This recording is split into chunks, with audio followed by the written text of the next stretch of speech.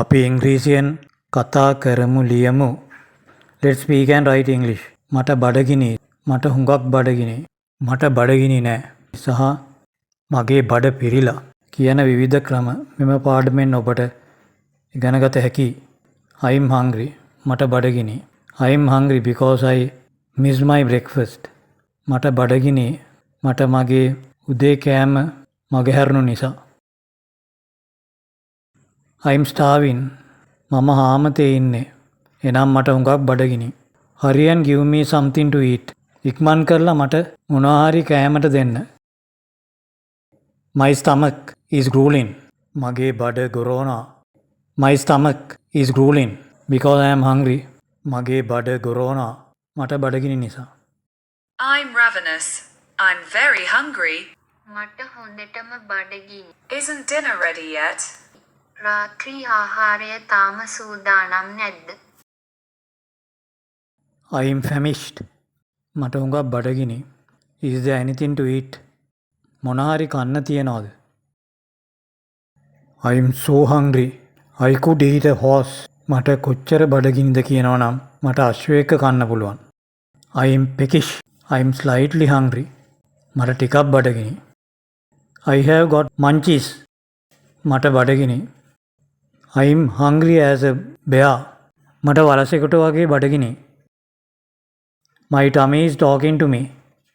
මගේ බඩ මට කතා කරනවා. එනම් බඩගිනි කියනවා. මට බඩගිනි නෑ. මගේ බඩ පිරිලා කියලා කියන විදි. I am not hungry. I have had my lunch.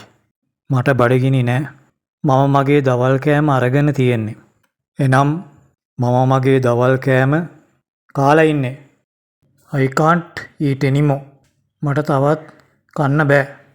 I'm full. මගේ බඩ පිරිලා. I can't eat anymore. මට මීට වැඩිය කන්න බෑ. I'm stuffed. මම ඇති වෙන්න කාලා ඉන්නේ. No more for me. මට තවත් එපා. I'm stuffed. මගේ බඩ පිරිලා.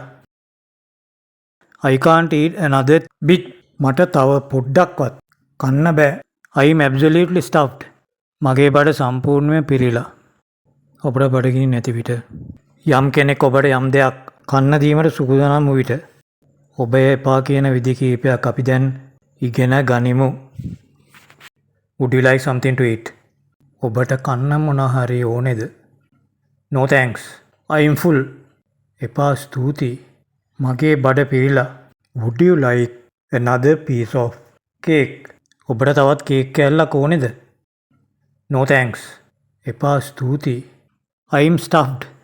මම ඇති වෙන්න කාලා ඉන්නේ.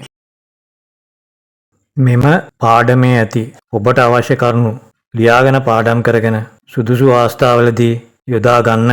අපි ඊළඟ පාඩමේදී නැවත හමු වෙමු.